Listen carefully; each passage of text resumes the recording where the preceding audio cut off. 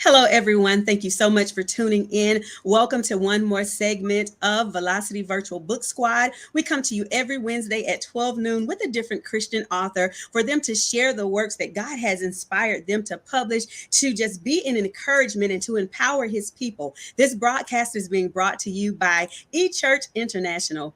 eChurch is the place where people meet God and Christians are equipped. If you would like more information about our ministry, please drop us an email at echurchint@gmail.com. And we bring this to you free every single week. But if you would like to donate into our ministry, we have some wonderful community outreach programs that this money would definitely help. You can send us a cash app at $echurchint.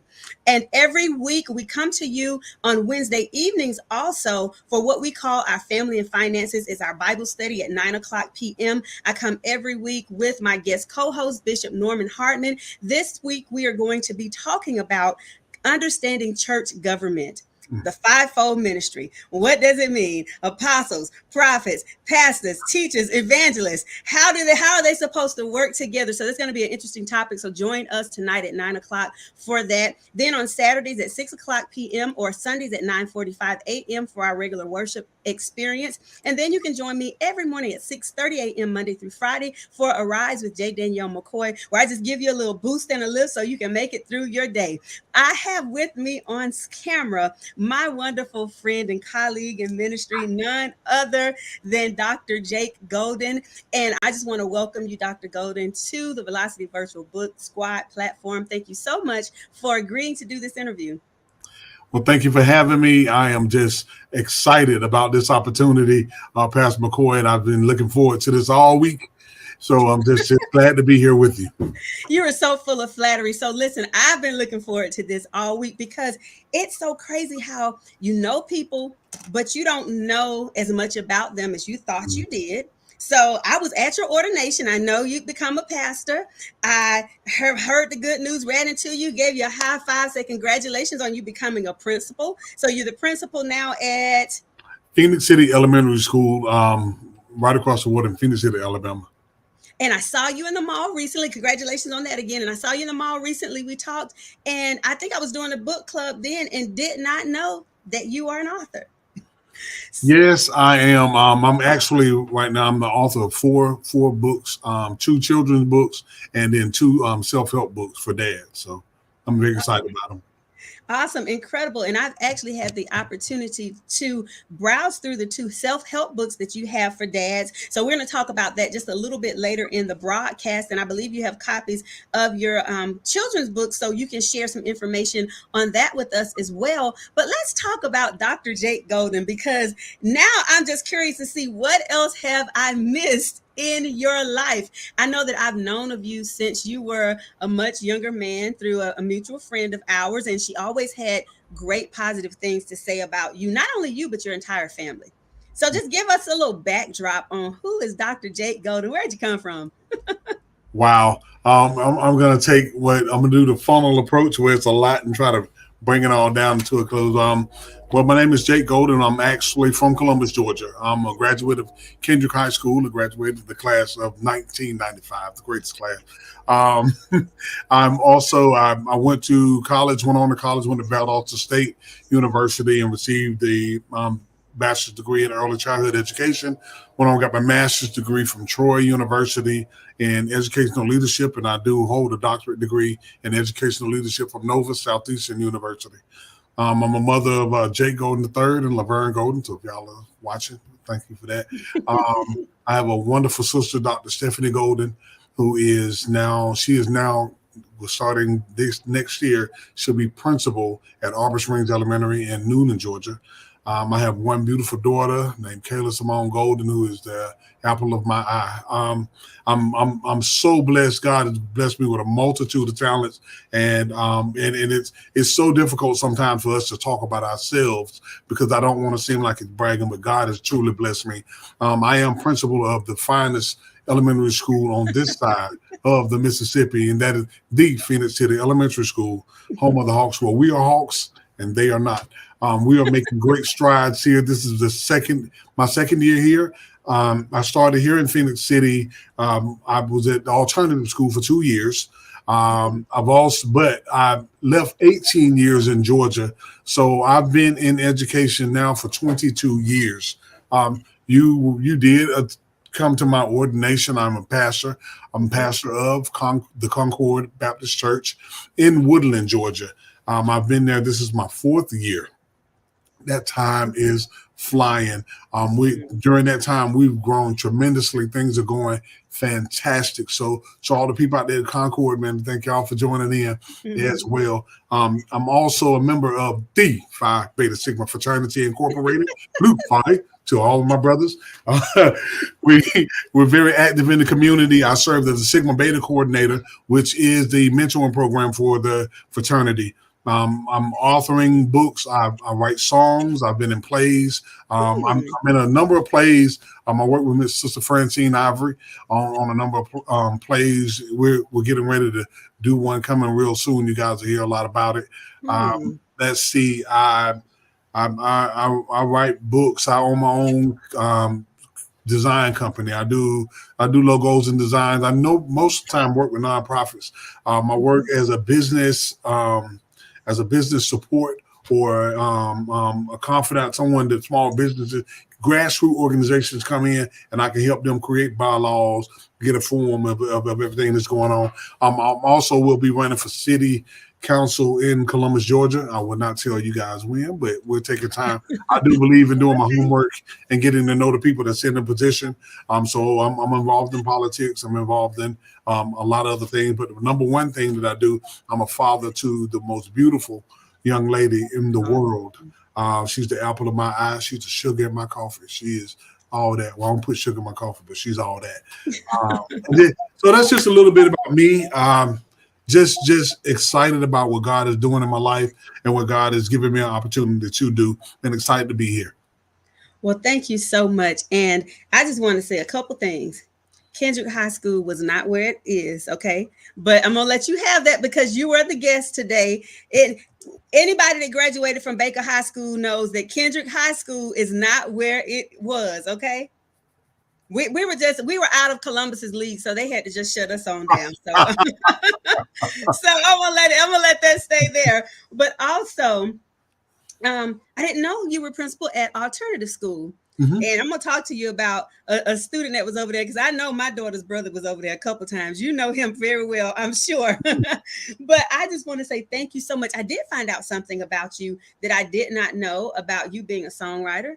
You doing plays. You know, acting is my first love. I've got awards and things. I've traveled the country acting and singing, of course. So we've got to talk about that a little bit later on. I'm going to see what you're working with because I actually have some things in the work as well. I have the baddest musician in Columbus, Khalil Ransom, working on some music for me right now. And I always need some new songs. I mean, I can spit them out like that, but it's good to do other people's music as well. So we'll get together on that. And then even with your design business, I'm asking you a question. You said something about working with nonprofits. Do you do the paperwork for 501c3s though? Do I personally do it? I do not. Okay. What I do is I partner with a lot of other people. I've Okay. learned through administration that a lot of times grassroots organizations, while it's hard for us to grow, we always try to do the things ourselves. So if we want to, and you and I have had conversation about this, if we want to grow in ministry or in business, we have to learn how to make connections and how to grow and how to employ other people. So that's where I am with that. Okay, well, I'm going to need you to connect me with someone because I have an entity in my head that I'm ready to launch and get off of the ground. And I will say for you that hopefully by the time you run for city council, I will have an address back in Columbus, Georgia, so I can vote for you. And if not, I will still tell everybody that I know to vote for Jake Golden because I do believe in you. I believe in the man that you are. I believe the man of God that you are. And I know that you will be a great asset to the city of Columbus in helping to build it and bring it into this new age because we're in a totally new age. We are. not just for ministry, because we did see the shift in ministry, of course, when COVID hit, but COVID has affected everything, and it is time for leadership that is progressive. It's time for leadership that has new mindset and new ideas that's going to really take us into a different place, because everything is different. Our currency is about to completely change. Y'all better take a picture of a dollar bill because that's gonna be a rare thing. In fact, I was just like, "What is money?" I hadn't seen a piece of money in so long. I Right. don't know what money is, and especially in bringing jobs to Columbus and building up small businesses. My business is in Columbus, even though I live in Alabama. And one of the things that I don't know of as yet is really we're seeing Family Dollars on every corner. Walmart's popping up everywhere. That's what happened to Baker. Walmart came and said, "Hey, I want to buy this spot." So they closed us down. But Right. we're seeing all of these big businesses come in. But who's helping the mom and pop businesses? Who's helping Tax Pro, Boutique 46, and all the other small businesses that's around? And we want to really just make sure that we have somebody in the seat. And I know you'll be that kind of person that's going to look out for the little man, as well as making sure that we're bringing the right businesses in that's going to help enhance our community and not just take the dollars and take them somewhere else. That's right. That's right. And I mean, and I'm a firm advocate of that. I mean, really, big business comes in and knocks out small businesses, but small business is what makes a community a community.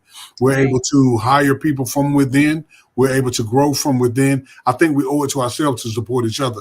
I mean, and I'm also big on us small business giving service and doing service in excellence, and even doing ministry in excellence, even being on this show. I can tell even the way you handle things, from me being contacted by your system with the time to report in, me understanding us meeting prior, me knowing what we're going to do, having a plan, operating in excellence. And I think that as long as we continue to perform excellence, operate in excellence, ministries like this, businesses like this, they should be patronized. And I mean, that's just the only way to be. Yes, sir, absolutely. And you sound like a councilman already. I had to put a little bass in my voice for that one. But I just want to shift into something right now, because this may be a little challenging, but I know you can handle it. You have given us a great resume, an impeccable resume. You're a doctor, your sister's a doctor, you came from a great family, you have achieved all of these wonderful things in the community and even in ministry. But looking at the topic of your book, 77 Ways to Be a Father After Separation. So before we go into the book, how does a wonderful, strong Black man like yourself end up in a place where, hey, I'm separated and now I've got to co-parent and father from a distance? Can you just give us a little light on that? Well, just being, and I'm the type, I'm totally transparent, and just to give a disclaimer. Anything that is said is not to bash anybody or to do anything. I take full responsibility for everything that I've done, all the mistakes that I've made, and just like anybody else, we have to grow. You end up getting in this. It is hard for a lot of leaders and a lot of us to find the balance in between work and life. Okay. Okay. I was brought up believing in the hard work. We're from a generation that believed that hard work pays off, sacrifice brings on success, and those things. And us having to choose what we wanted to sacrifice in order to succeed is where I lacked. For example, I was so big on getting my doctorate, moving up, being promoted, getting my books done, getting all these things done, that I took away from the focus that what it should have been on, and it should have been on my marriage. So those things right there cause a disconnect. I spent so much time giving and giving and giving to where when I got home, I was spent.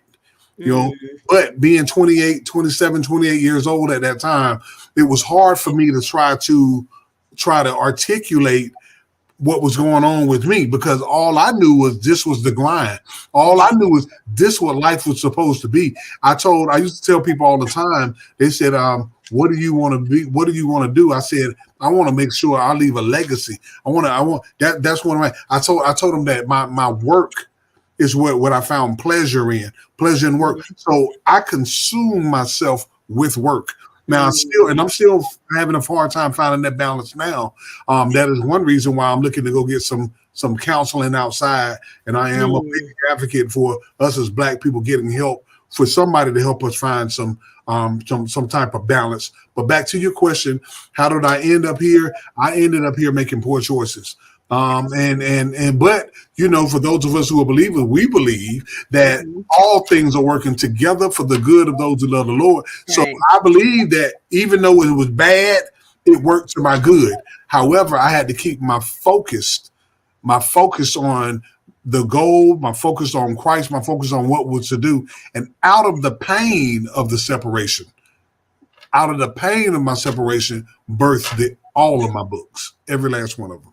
Wow. And I just wanted and thank you for being transparent first of all, because what we do here at eChurch and Velocity Virtual Book Squad is we want to show the realness of the authors. And for me, that makes a difference when I pick up a publication, because I know this came from the soul of a man who said, "Hey, we may have some issues in the marriage, but I'm not going to abandon my child. I'm going to make sure that I hold true to that responsibility while I'm maturing, while I am growing, while I'm trying to see, personally where the relationship is going, but knowing that your responsibility to your daughter did not fail or falter." And anyone can find themselves in this place. I asked that question to you, and I just wanted to share that with our audience, because we understand that not only are we overcome by the words of our testimony, but somebody else out there, some brother that's saying, "Hey, I'm less than because maybe my marriage is failing or did fail," can Mhm. look at a successful man like yourself and say, "Hey, but this brother kept going.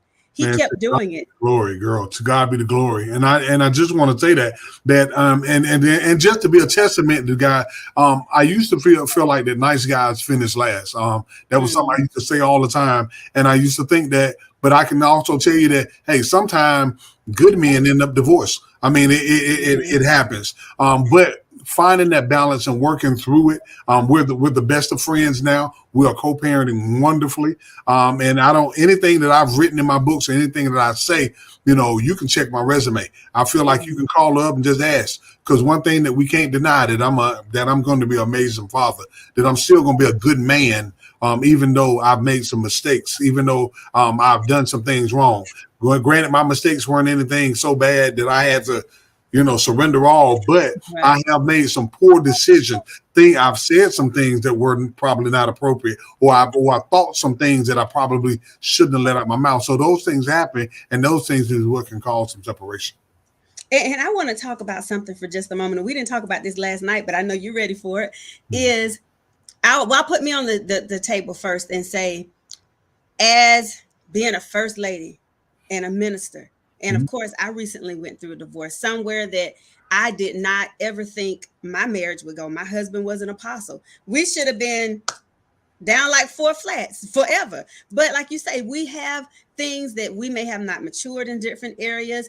And we understand that sometimes it's better for us to be apart. My ex-husband is an amazing, incredible man. I don't take anything from that. And we're good with one another. We're cordial with one another. I still pray for him. I still uplift him. And a lot of people don't even know that we're divorced, because that is how I have postured myself, because it's not about tearing down another person, but it's about just saying, "Hey, this is what's better for me in this season." But the church, Mhm. this was the place that I was getting at. You as a pastor, what were some of the hardest things that maybe you faced from the church with them realizing that there was a separation or an issue in your marriage? And then we can talk about the book. Well, we real quick. I mean, we know that church folk. We're not talking about people with relationship. We're talking about church folk. Church folk Okay. are quick to judge other people. What I mean by that is, you want to say, "Oh, divorce that's not of God," and divorce and da da da da. Well, do you think that God would be pleased that you remained in the situation? You knew you weren't going to change. You knew that person wasn't going to change, and we just going to stick around till the change comes? Hmm. That's something. So a lot of the ridicule did come from the church, but I think what one thing that helped me as a leader, that's not only in the church but also in my school. I'm 100% authentic and Okay. 100% honest to my truth. Now you have to realize that there are three sides to every story. Okay, Mm-hmm. there's going to be my side, there's going to be her side, and then there's going to be what really happened. Right. So I make sure that I'm clear, just like I started this program off and said, I'm not here to bash anybody. I'm going to own my part.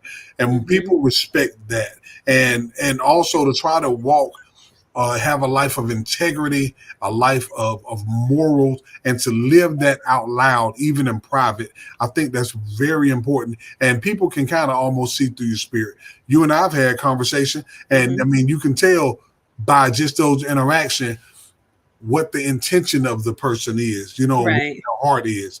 Just trying to be pure and trying to be authentic and realize everybody makes mistakes, everybody messes up. And guess what? Some things we want it, some Mm-hmm. things God wants. You know what I mean? Right. Sometimes we chase after what we want rather than waiting on God. And I think that and like I said, hey, my ex is a wonderful woman. And I can't say anything wrong about it, but I can say that for that season, for that time, things were rough, and we decided to not further hurt, because hurt people hurt people.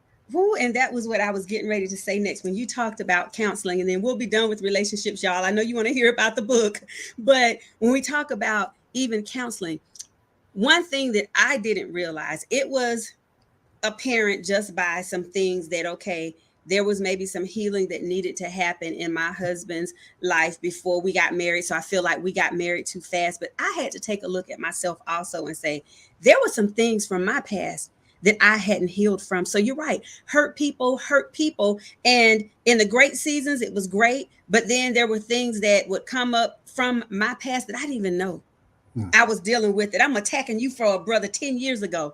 And what I know, and I don't care what anybody says, they can pull out every scripture they got in their Bible and in their cell phone. But I don't care what anybody says. I know that this was an ordained season in both of our lives for us to be able to disconnect so we can both go separately and heal so we could be more effective in ministry, Mm-hmm. so we could be more effective for one another, so he could free me to allow me to be what God wanted him to be, so I could free him and allow him what God needed him to be, because we weren't accomplishing anything at each other's throats. Oh, We come weren't on. accomplishing that was not edifying the kingdom at all. And it's almost like I'm a poker player. Y'all judge me for that too. I'm a poker player. You got to know when to hold them and you got to know when to fold them. But the great thing about God is when you have real relationship with him, you're able to say this didn't work, but still remain friends, still have a wonderful bond with one another, still share godly love, because that never stops just because we weren't able to stay married. Man, Pastor McCoy, you cannot tell me that God is pleased with some of these folk who stayed in marriages and now they've been married 10, 20 years, sleeping in separate rooms, don't talk to each other, don't do anything. Every time you say something, you want to go off on it. You can't tell me that's pleasing in this sight. You can't tell me that. Mm-mm. So for people who are quick to judge, or some of those people who decide I'm just gonna stick in here and see what's gonna happen.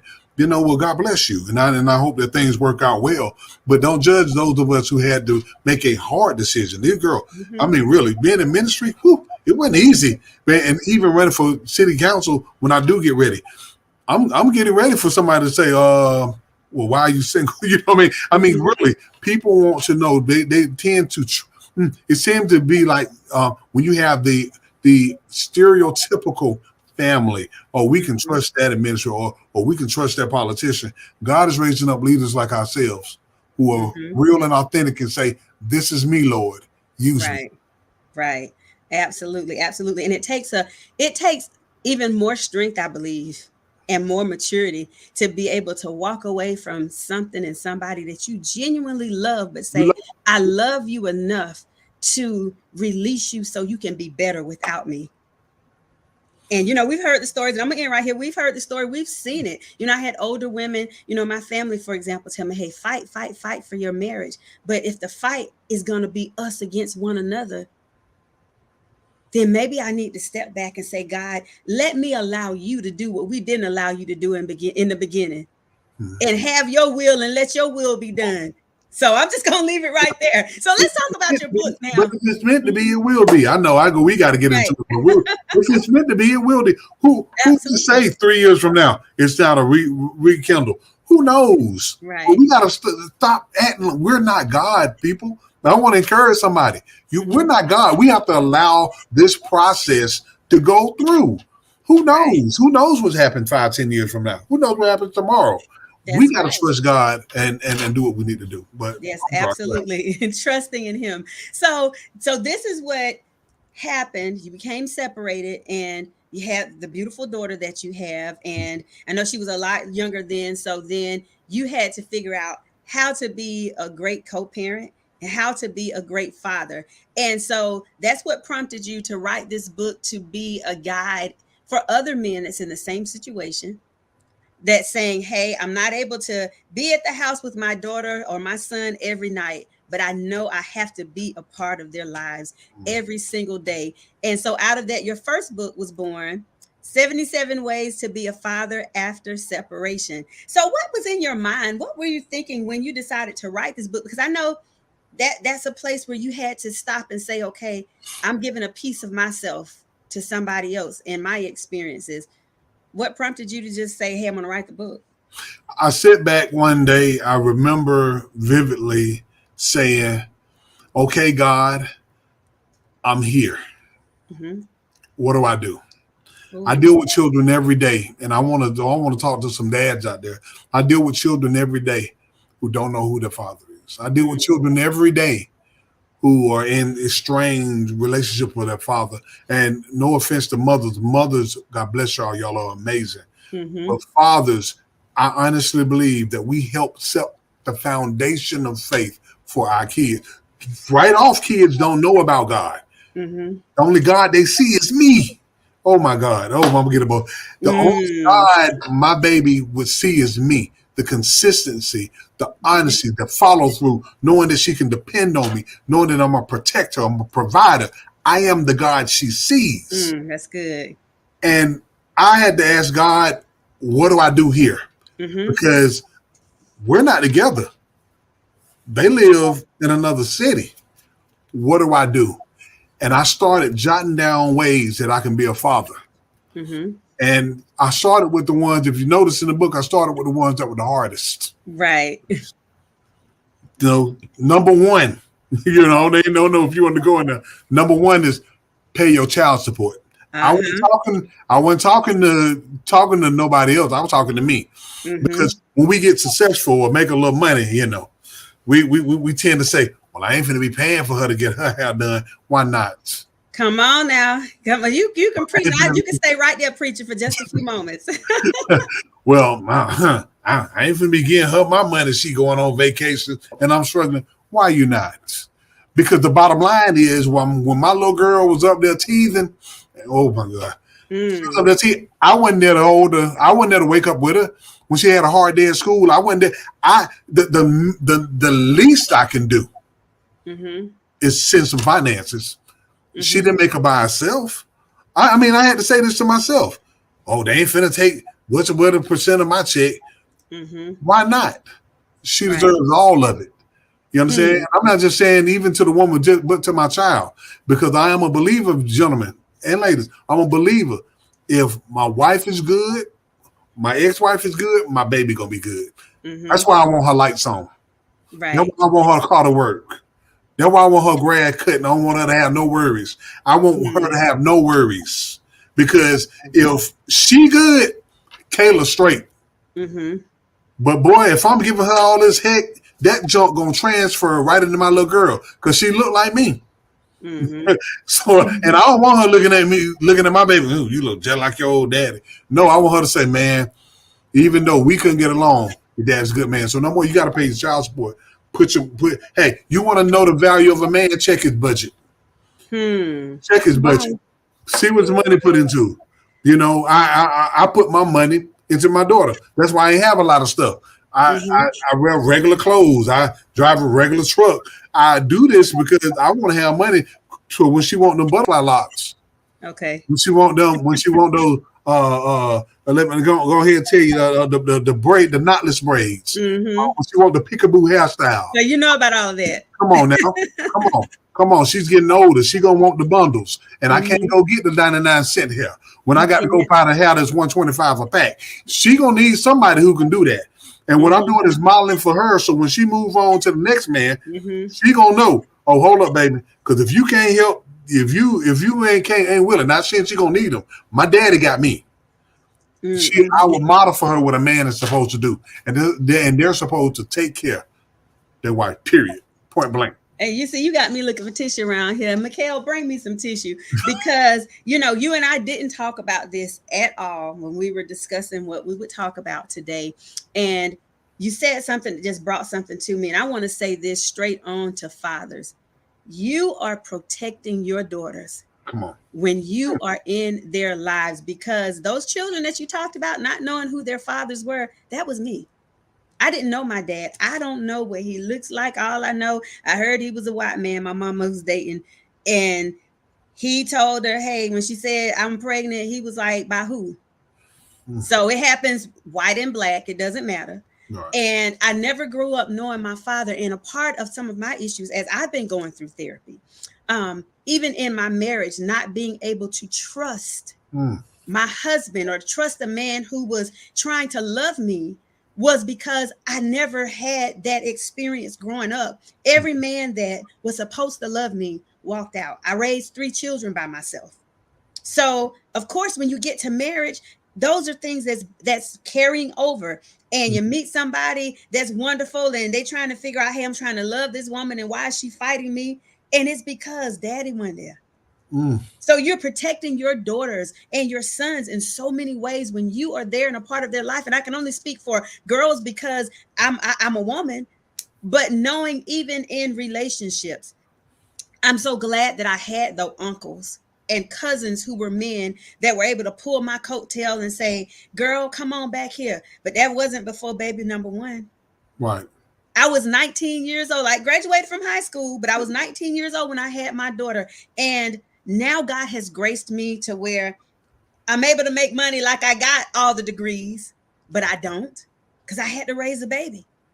He's able to make me a respected member of this society and this community and, has changed my life and turned it around. But it wasn't always like that. I was struggling. Jake, when I tell you I was struggling and didn't have anybody to go to and say, I'm going to keep it 100. Y'all can judge. You can talk about me like if you want to. So be it, because that's who I was. But I found myself as a young woman, 2021 with a baby, had to pay the light bills or whatever. So Joe Blow could come on over and just hang out as long as he paid my light bill. I'm just going to keep it right there. And that's what happens when you grow up and you don't have a father, you don't have a daddy that you can get on the phone and say, Daddy, it's hard this month. Can you send me $50?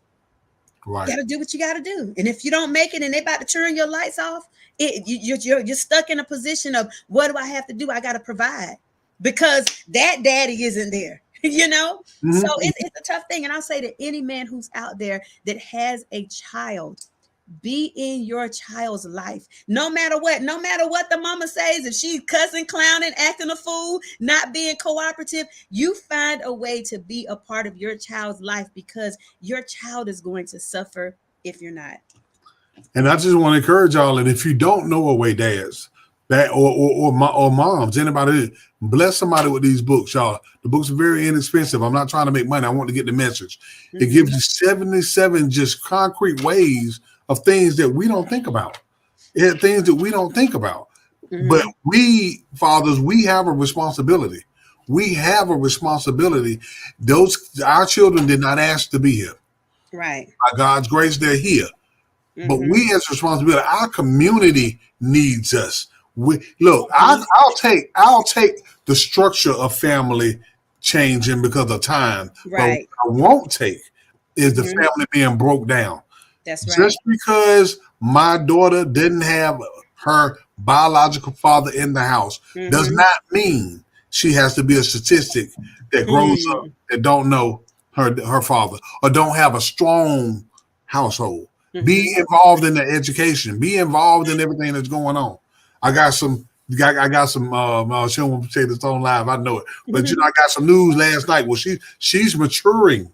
Okay. So what you got to learn is that, man, you got to have a relationship where they're comfortable even talking. You understand what I'm saying? It's all about relationships, and our children deserve it. So even after the separation, what's the excuse? What's the excuse? It says in the book. It says, don't be mad. Don't be mad at your baby mama. What I'm talking about, because y'all didn't work out. And Mm-hmm. sometimes we want to punish women because they don't want us, or she say, we want, I want to see her struggle. That's insane. I It's very insane. want I want to see my prosper, and it don't necessarily have to be anything that I did, but it's about what I didn't do. Yeah. She's successful in business right now. It's not, oh no, I had nothing to do with her business being great, Pastor Mm-hmm. McCoy. Mm-hmm. But what I didn't do is hinder her, bring her Gotcha. drama, bring her problems, which Mm-hmm. could have hurt her business, have a bad name in the community, and then she go around and ask to solicit business with people and say, "Oh, you married to that dude? Mm-hmm. Do that. Right. Do what you have to do." Right, absolutely. And stay in a place of maturity. I was even thinking about when you said that how, sometimes men want to see, the baby's mama, ex-wife, whatever, do bad. And I won't narrow it down for y'all, but I had a father tell me, go get it from those men you be around. Because we weren't together. And it was a serious need that I had for our child at the time. And, I already knew it was going to be a little backlash. And I said, well, hey, I'm going to ask anyways. This was years ago. I'm going to ask anyways. And it was like, because I had moved on with my life, basically, Mm-hmm. he didn't want to do for his child thinking it was going to hurt me because he couldn't handle the fact that I had moved on. And that's no good for anybody. Man, That's hurting the child. You're not hurting the woman. I'm trying to tell you, man, right. we're going to find a way. We're going to continue to move on. We are going to flow. You are not hurting us. It's not going to make us want to be with you. In fact, it's going to pull us further away, because that thing I remember to this day, because it cut my heart to a point that I said, God, I'll never ask him for anything else. I will lean on your provision.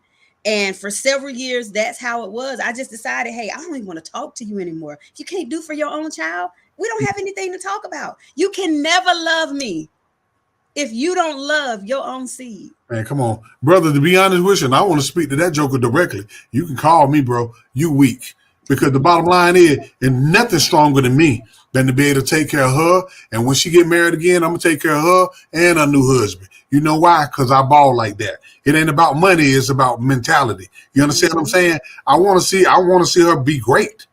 You know what I'm saying? And because my heart is pure, and because I'm searching after the right thing, I'm not trying to toot this up like I'm the greatest. However, I'm not gonna do anything to hinder it. So, bro, you weak, man. Or you take care of your children, take care of your family. Why not?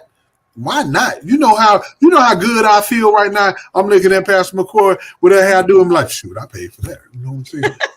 I hate to get worldly like that, but Right. I ain't trying to say it's pride, but it's like, hey, I contributed. When your child is successful, you can feel like I contributed to it. You know what I'm saying? But when you see them going down the right road, you're right there where you can help. Man, you can still be a father after separation, man. That's bottom line. But see, I want you to ditto this. I'm not a man. But right before you and I talked last night, I was actually watching Bishop R.C. Blake's, and he was talking about what a woman brings to the table. And he made this comment. He said, I've heard this many times. And he said, I need to bring clarity to you men to help you understand what a woman brings to the table. And it should never be her money. It should never be this or that. And when he started talking about just the essence of her femininity and her being there to mother your children and raise your children, that's such a powerful job that most men don't even understand what it feels like to carry a baby. You'll never understand. I don't care how much science and technology they try to come up with, but honey, you will never understand what it feels like to carry a child growing inside of you for 9 months, and the sacrifice is already made. And all you can do is just sit over there and watch and get ready for the baby to come out and see what it looks like. And he was like, stop walking around asking women what you bring to the table. He was like, that's foolishness. He said, a real man don't look at it like that. A real man, just like what you said, that's what made me think of it. He said, a real man wants to sit back and say, hey, I did that. I am the I table. took care of that woman while she was carrying that baby for 9 months, whether you together or not. I took care of my child when my child was born. I made sure that my child's mother was taken care of, because if you don't do anything else in a relationship, that woman has already given you the best thing that she will ever be able to give you. That's right. That's right. I am the table. I don't worry about. I don't worry. Whatever you bring is in addition to. And I know it sounds cocky, and I know that a lot of the watchers right now may not know me personally. If you knew my heart and you know my heart to serve, you'll know that even though I'm making these concrete statements, Mm-hmm. I have a servant's heart, but I am the table. So anything you bring is just gonna be a little extra, and I'm good with that. I'm the turkey, the dressing, and the dessert. I get that. But if you bring a little wine or something nice to add to it, a little decor, bring a little centerpiece, I got you. You add into what's already there. I don't know Right. what you bring to the table. You don't have to bring anything. I have it here. Got you. Help me keep this table up. You feel me? It's a different than mindset. I'm not, Mm-hmm. and God bless all of y'all boss women. God bless you. Keep doing what you're Mm-hmm. doing and all that. I'm not trying to get into that. It's not a competition. However, I have a work to do. And Mm-hmm. once a woman feels like she is physically secure, financially secure, emotionally secure, they'll submit to you. No, not submit like whatever you like. Ain't nobody looking for that. Nobody's looking for that. I don't want that. It was just like Prince Hakeem on Coming to America didn't want that. You feel me? Right. Yeah, we're not looking for that. But what I'm saying is, can get with you and y'all can truly build kingdom. Mm-hmm. We're still building kingdom and we're not even married. We're Right. not even together because I decided to still be a father after separation. You're not going to have this burden. So you can still prosper and do what you need to do. You Mm. know, at any time she can call and I will get on the road tonight to go get mine. Mm-hmm. Wow. I need a month off. Good. Praise the Lord. I've been wanting to get up here. You know what I mean? And guess what? While I have it for the month, fellas, say here you go. Number one, I'm saying about while I have it for the month, I still pay my child support. Hold on now. Let's say that one more time. Look, she goes, well, I got the kids. You there? All I Y'all need to see is tripping. you know money. You tripping. And look, I ain't trying to be like any of the TikTok sensations, Jackson and all them guys who got caught up. No, I'm not trying to say, oh, women. I'm just trying to say where your heart is. Even though I have her, I'm still going to do my part. I'm still going to do what I got to do. Because that little, whatever $100 a month, that means nothing. I still put into that household. I Mm-hmm. still put into my part. That's just what it is. And anybody that chooses to be with me is going. First of all, we'll be in a comfortable place of security, and she'll know what she has, what she don't have to worry about what's Mm-hmm. going on. But they're gonna understand he gonna take care of his child. Wow. And that's an incredible thing. And you know, and sometimes that's not sometimes that is a flag. If you are dating a man and you know that he has children and he's not taking care of his children, and you see messages or stuff coming from the kid's mom and you hear it through the phone, well, I'm trying to figure out why I ain't got my money this month. Girl, you need to pack your stuff up. Man, what he doing there, he'll do to you too. Exactly. Stop letting man, and I do that. Whoa, hold on. I don't want to make it seem like I'm bashing dude. Let me talk about ladies, fellas. I mean, Talk about us. who they are is who they're going to be. That's You know, right. I mean, I get a lot of different interests, things now. Baby, I can't come get you out the club. I'm not at a place in my life where Mm-hmm. I can do that. I didn't say nothing wrong with going out. Don't get this twisted. That's you. But when you say that you want somebody like me, we not gonna come meet you. I can't come chase you out of the Aiden or wherever we go around here. I can't come do that. Now you And know the what names it of the start spots doing, now. you can't Crown Hookah. I know about them. I might not have been to, but I know about them. But what I'm saying is, but y'all, know that man. Get back to the point. We have to remain a solid unit for our child Mm-hmm. and notice the red flags and notice that they're there, and we have to deal with them accordingly. That's pre-marriage, during marriage, after marriage, etc. Yeah. And acknowledge that. And ladies too, you're right. Ladies, acknowledge when you have a good man that is trying, and be cooperative. That's one of the parts of being a feminine woman, is being cooperative, period. Anyways, it's not going to be two men. You got to let go of that masculine energy, whether he's your husband or not.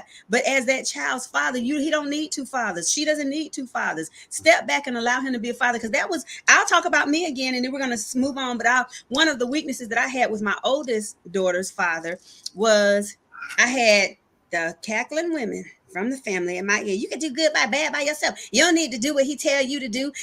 That's your baby. Blah blah blah blah blah. And I fought, Jake. When I tell you, I fought. Sorry, Dr. Golden. I just fought with that man for probably the first 4 years of her life. You can't tell me what to do. I was young too. Of course, I said I was 19. And it wasn't until I relocated my jobs and moved to Charlotte. And it was just difficult to go back and forth with the child that I started to see his value, because he made sure that our baby was taken care of when I was gone. I was gone for probably a good month, just in and out, before I could even transition her to where I was. And I didn't have to worry about anything. And that kind of broke that cycle. So what I'm saying is, don't listen to these other women that's trying to tell you, fight this man when he's trying to be a good man and take care of his child. And now he and our daughter have the best relationship. She's 28 years old. She'll go to him first before she goes to me.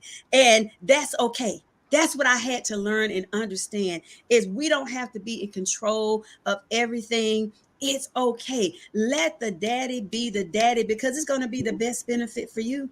He was paying her phone bill for years. It's like, that's a load off my back. I don't have to pay this phone bill. I don't have to buy this extra stuff. While she was showing up with stuff, I'm like, where you get that from? My daddy sent it to me. Okay, that means I don't have to buy it. So it was great. So when you know that you have a man that is doing well, put your feelings aside. It's heartbreaking. I know it is heartbreaking when a good-looking, strong man that you have loved and your relationship just doesn't work. But be mature enough to say, God, even though it's not working, I want what's best for our child. And put your emotions on the back burner and let these men love their children. Period. Period. And men, be a father. Denzel said it better when he said, be a man. We keep changing this definition. Man, you're gonna provide and take care of your seed. That's what you're gonna do. And that's how the book was birthed. That was what's going on those first two editions. So you have 77 ways to be a father after separation, and then you have 77 more ways to be a father after the separation. The two different editions, that means you have more than enough ways, right, of little things that you can do. Man, it's an easy read. It's quick. I pride myself on writing books that you can read in 5 minutes. Good Because deal. I know I live a busy lifestyle. All right, I listen to a lot of books. Like right now, I'm listen to Black Privilege by Charlemagne the God. I just finished his other book, Shook One. That's what made me go get a counselor. I'm telling you, put your time in, y'all. A 5-minute read, it'll get you exactly where you need to be. And those two books, Pastor, is what led me on to the other two. Okay. All right. The other two books, I know that I wrote one called My Daddy. If you know, I write according to the seasons of my life. All right. Okay. So I had to deal with the separation. Then the next thing came the hair. Now let me tell you something about me. And her mom will tell you I am a stickler about the way I keep this haircut, my grooming. And I like for her to look a certain way. One rule that I have as a man, and I'm putting it out there, I will never, and I never complain about any woman that I was with about their hair, about their nails, because you know what I did? I paid for it to get it done because I like it done. You understand what I'm saying? She'll say, ooh, you need to get your hair done. I'm like, baby, Shauna working today? Or we need to call Shantae. We need to call somebody. You understand what I'm saying? So that brought on my daddy did my hair. And this book, basically, y'all, it's available on Amazon. Just put in Dr. J. Golden 4 and you can pull up all 4 books. But this book is actually not a story about hair. It's a story about a little girl who was going through her day and the day just wasn't quite right. And she was trying to please her father all day long. But then you find out in the end of the book, all this time, her daddy was never there. Something had happened in her mind. And what I'm saying is, I've used the analogy of doing the hair as just talking about the importance of a male influence or daddy influence in her life. And it opens up the conversation about separation. Because I had to have that conversation. And it moved on to the next one, which is called Daddy, I Remember. Okay. All right. Daddy, I remember. Daddy, I remember. This book is talks about how our experiences with our children, they remember them. Hmm. That's Make good. sure we're having positive experiences. Hmm. I think about right now, even when I get into the conversation with my ex about our relationship, y'all, people remember two things: either the thing that made them smile the most, or the thing Hmm. that hurt them the most. Right. And the things that she brings up, I don't recall. I said, "Oh my God, I said that. Oh my God, I did that." Those things. When we talk about daddy, I remember making sure we're creating positive experiences with our child. My daughter will tell you that today, she's 12 years old. She's never heard her mother and I argue. Hmm. She's never heard a dispute. Have we had disagreements? Absolutely. But we modeled for her how good relationships are supposed to be, how to handle disagreements. You know what I'm saying? We're not putting a hand on each other, cussing each other out, or doing Okay. trying to find. You have to model positive experiences, and that's just what it is. And those seem like some very incredible books. Like I said, I've already browsed through 77 More Ways and 77 Ways to Be a Father. And we are going to make sure that we purchase books from you as well. I always purchase books from the author so that we can have them to use as gifts for people. And so we can have it in our collection to just be able to say, hey, if somebody needs the book, we've got it on hand. And you can get your books at Amazon.com, correct? And you said just put in Dr. Jake Golden 4. The fourth, that's right. 4. And There's we'll a be lot of able. Jake Gold, Dr. Jake. There's a lot of Jake Golden. There is, right. And I know I had to put in Dr. Jake Golden to actually get your books and get them all together. So please do make sure that you patronize him and get these books, because as you see the story behind it, it's not just somebody who just decided, I want to write a book so I can make some money. He has written these books from not only his heart, but from his experience and from a place of a person that says, hey, I'm living what's in the pages of these books. We're almost out of time, and I'm going to ask you to pray to end our show. But I do want to touch on this one thing. Okay. And if you would just take us, end us on this particular topic and just give any other final remarks that you would like to give us. But in your book, because we've talked about you and your daughter's relationship, I do want to get to number 11, hug and kiss your son. Yeah. Can we just talk about for a moment the importance of fathers being in the lives of their sons? Listen. It is crucial during these times for us men to show appropriate relationships with our boys. Okay. Boys, you come from a generation, our generation, men didn't cry, Mm-hmm. men didn't apologize, men didn't do. But over time, I found out that those things are incorrect. It's important for my daughter to not only see me as the strength, but also not only see Mm-hmm. me as the lion, but also see me as the lamb. Be one that can show emotion. We got to show our sons that it's important. Here at the Phoenix City Elementary School, if your kids go here, I hug your kids, girls and boys alike. Mm-hmm. Because guess what? Sometimes the hug that I give those boys are the It's only only. male hug they've had ever.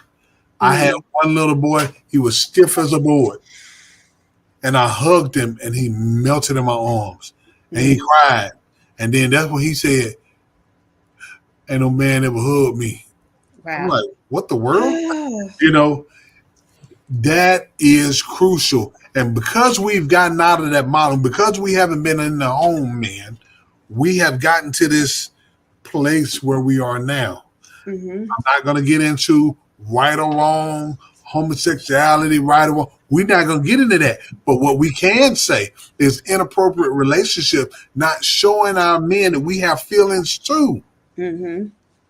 And if we share that, that stops us men sometimes from acting out. That's what I learned. That's why my ex and I now, we cool like that. Because Mm-hmm. when she hurt my feelings, I say, that hurt my feelings. Mm-hmm. And I don't feel weak at all, ever. But once I did that, the aggression left. Our boys are being aggressive. We run around in Columbus shooting folks because inappropriate relationship don't know how to communicate. Mm-hmm. When a hug could have saved the lives of a bunch of children. Think about the young men. I got a young man. I'm gonna leave it alone. The young man who was shot by a drive-by shooting. They got into an argument at school. The dude Mm. was not drive. Just think when that boy went home to get the gun. If his dad had been there and just said, "Hey, boy, how was school today?" and gave him a hug, Mm. it may have saved the life, man. It's that Right. serious. It's that important. Very much important. And I know you are seeing, even though you're in the elementary school, but I know you are seeing in middle school and high school where they're leaving and going straight to jail.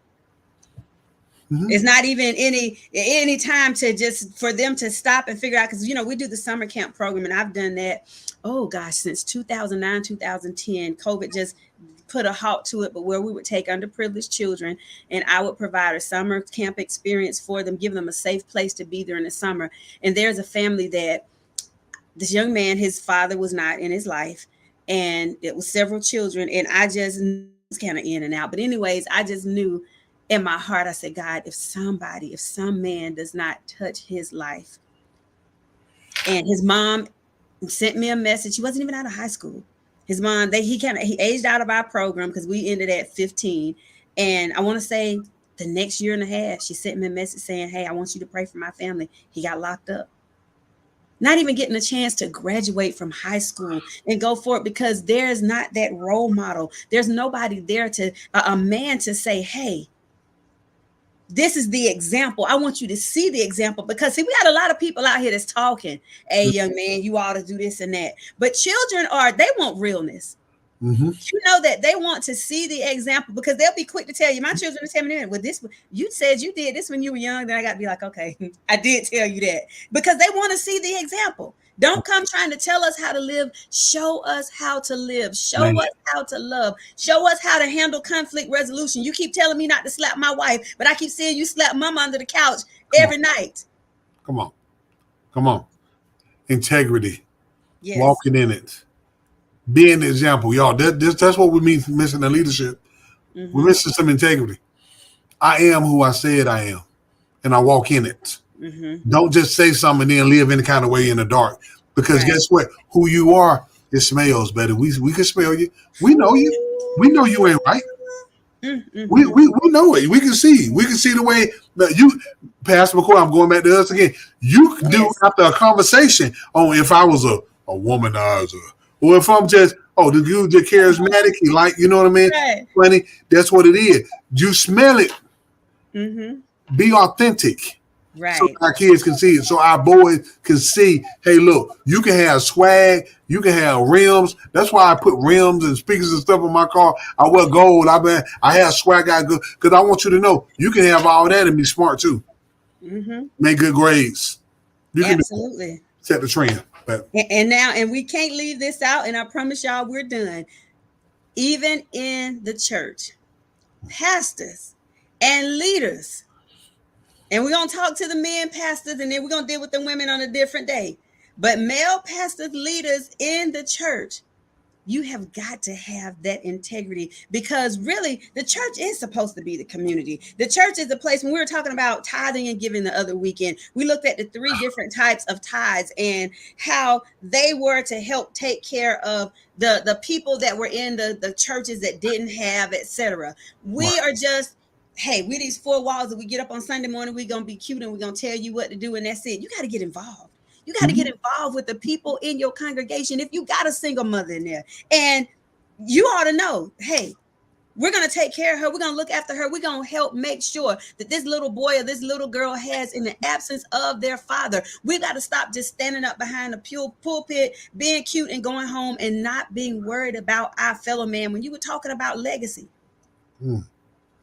that's how we leave a legacy, when we make sure that we leave our handprint on this generation. So when we close our eyes, what we taught them, what we put in them, they'll be able to show it to their families. They'll be able to show it to their sons. So it's not just for educators. I just want to put that out. There's not just for educators. Right.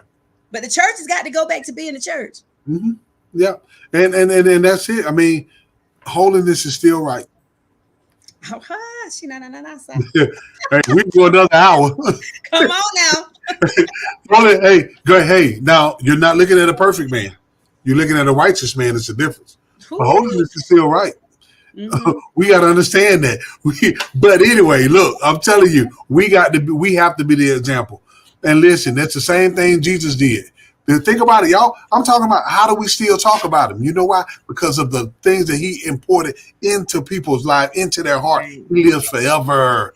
Dr. Forever. J. Golden the Fourth gonna live forever, baby. Y'all gonna bury me dead and still hear my name. All right. That's legacy. Legacy. That's me. Absolutely. Well, thank Thank you you so for much. having me. This has been an absolutely incredible interview, y'all. I promise you, we got another hour in us, but we're going to go ahead and end here. If you want to know more about it, that's why at first I was going to give you some of the 77 ways, but I said, no, you got to get the book. If you want to know more about it, men, if you want to get this for yourself, for your brothers, for your cousins, even I think you told me a school system bought some books for the school. So get it Sure for did. your daycares, your organization. 77 ways to be a father after separation. 77 more ways to be a father after separation. Daddy, I remember. And my daddy did my hair. And again, the books are available on Amazon.com. Just make sure you put in Dr. Jake Golden the fourth. And Dr. Golden, are there any comments that you have before you pray? Any other guy? Thank you so much. I think this is probably more of a blessing to me than it is for you. There comes a time in your season where you feel like you're laying dormant, and God sent you at the right time to shake me a little bit and say, "Boy, you ain't sleep." So Okay. I thank you for the invitation. If anybody else want to reach out, you can find out more information about me at www.drjakegolden4.com. Again, that's www.drjakegolden4.com. On there, it has all kinds of stuff that you probably don't want to know about, or you do want to know about. Uh, and it also has my contact information for booking or whatever you want to do. It has the books on there. It has stuff about my church. But again, if you're looking for that, www.drjakegolden4, the number 4. Number 4. That's what I was waiting for. Number4.com. And if Okay. you guys can visit and find out everything that you want to find out. Thank you for having me. eChurch aided a blessing to have been here, and I've enjoyed it. And I'm going to pray us out, and I see we've met our quota. So I'm That's right. I ain't that kind of preacher, so I don't get too long with it, but I know how to go to the Lord. Amen. Okay.